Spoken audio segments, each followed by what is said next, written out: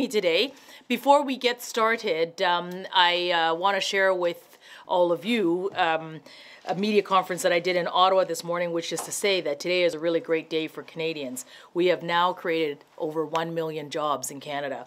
Our government was elected on a plan to help real Canadians get ahead, and today's job numbers demonstrate that this plan and our plan is working. Yet the Conservatives have no plan. Not only do we have a plan, but our plan is getting results. Today, what I actually want to talk about, though, is leadership.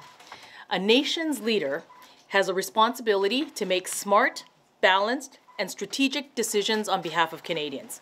A good leader exercises wisdom, strength, and perseverance.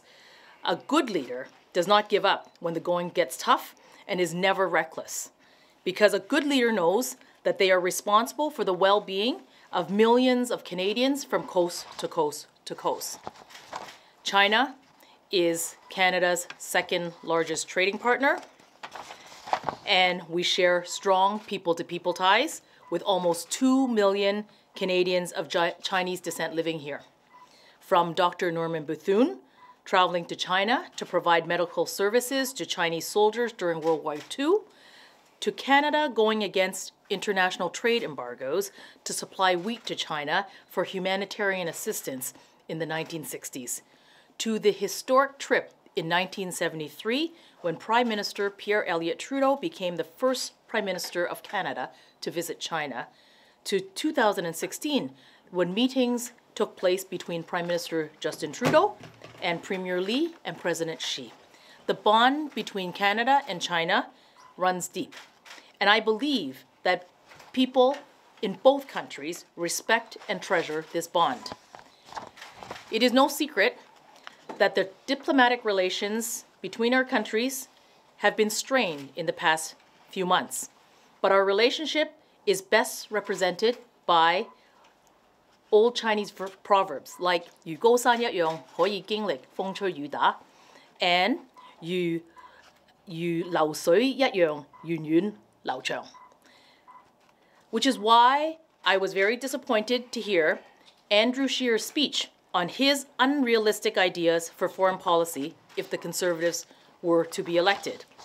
His statements were reckless, and they represent a threat to our economy and our bilateral relations with China, as well as to the well-being of our detained Canadians like Michael Kovrig and Michael Spavor. Last year, China and Canada enjoyed over $100 billion in bilateral trade. In Canada, we have many students from China who are studying here as international students in Canada. As we speak, officials for both countries are working on improving our relationship. Our Prime Minister understands that in an interconnected world impacted by trade and migration, that you cannot just quit diplomatic relations with a country, especially not one with whom we share rich cultural and economic ties. Threats of retrenchment are dangerous and would do immeasurable harm to our economy, jeopardizing thousands of jobs for Canadians. Canada's position is clear. Our absolute priority is the well-being and safety of the Canadians detained in China. We continue to ask for their immediate safe return, but lobbing threats and insults at China is simply not a way to do this. Andrew Scheer wants to take Canada back to the Harper-style international relations, to a time when Canada ignored countries like China and where Canada was not respected internationally. Our Prime Minister believes that open and respectful conversations are the best ways to a solution. True leadership is how much you are willing to return to the table and have those difficult conversations, not how loudly you can thump your chest and insult your counterpart. We work hard to protect and preserve a good economy, bolstered in part by trade with many countries through Canada's 14 trade agreements that open up our businesses to 62% of the world's economy. We do this because when the economy is good, we can help Canadians. We can increase the Canada Child Benefit yet again, a benefit that is helping 9 out of 10 families and that is lifting 800,000 people out of poverty. We can invest in our post-secondary education, in our post-secondary institutions, building modern, state-of-the-art laboratories for our children to study in. We can also invest in teaching our young people to code, or in making 60,000 paid internships available so that our young people can have the skills for the jobs of tomorrow. We also can invest in Canadians who need new skills for a changing workforce with our Canada Training Benefit. But we must never be reckless with our economy, because that being reckless is the lives of the well-being of millions of Canadians.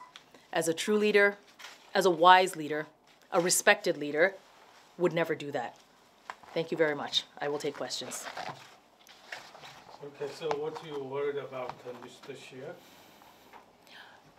I'm saying that I was very disappointed to hear that his proposal for his foreign policy is one that is reckless and that does not engage in China. We believe that foreign policy must be done in a way that engages two countries, even when you're having difficulties. Okay. So how are the two persons now in China? Those two Canadians? Well, what's the current situation? Well, the two Canadians that are in China will and continue to be the top priority for the Canadian government. Mm-hmm. So we are continuing to work hard, very hard, and appeal for their return to Canada. Okay. So will you run again? Will I run again? Yeah. Yes, I will. I've already declared that I will continue to put my name forward to represent the people of Markham Thornhill. I will work very hard in this community to bring forward the results that our government has accomplished on behalf of Canadians. Where I started at the beginning is that today is a very good day. Today is a good day for Canadians because over 1 million jobs have been created. We were elected on a plan for Canadians to help Canadians move forward, and today's job numbers show that our plan is indeed working. So are you living in this riding? I live outside of the riding, but I spend a lot of time in this riding. Okay, so even since you became the MP, what do you have done for this riding? A lot. We have made available Canada Summer Jobs. So these are training, these are internships that are available for young people with many of our private sector right here in the riding. I have worked with all of our community groups from one end of the riding to the other. We are a very diverse group here in, a diverse group of many communities right here in Markham Thornhill. And you need to engage them and you need to work with them. When issues that like the intolerance and the hate that has come forward, that has affected, other parts, so the shooting in Christchurch most recently, I would get calls from members of our community that are looking for their public official, their leader, to provide the leadership so that they can be assured that we are standing with them and that we are including them. So whether it is jobs for young people, Venture Lab is a wonderful accelerator right here in Markham. And what I did was I worked to make sure that they are included in the Southern Supercluster. This is about creating good jobs as part of the Advanced Manufacturing Supercluster so that we can continue to build on what Markham is as a high-tech sector. Those are just a number of the things. The Canada Child Benefit, of course, is benefiting 9 out of 10 families. And right here in Markham Thornhill, I go door knocking and I speak to the constituents who I represent. I ask them whether or not the Canada Child Benefit is helping them.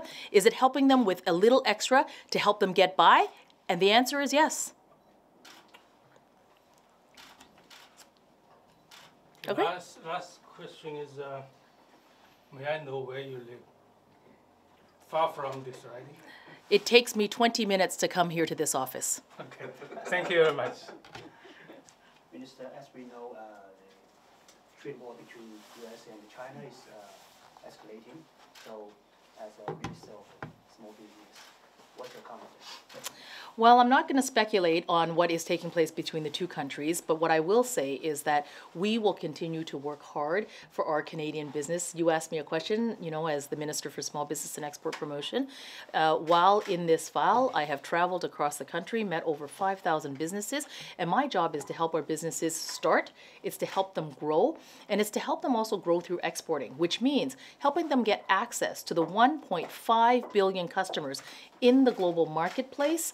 And the 1.5 global customers are there because of the trade agreements that Canada has negotiated with many countries, multilateral agreements like CETA and CPTPP, and of course the new NAFTA, but also bilateral agreements with countries like Chile, the Ukraine, Israel, just to name a few, South Korea. So this is really about, my job is really to make sure that our Canadian businesses are competitive and that they continue to be prosperous and that they grow, because when they grow, they're creating great jobs for Canadians right here at home. Okay. Thank you so very much, and always on a Friday. Thank you so very much for coming, and it's always very, very wonderful to see all of you.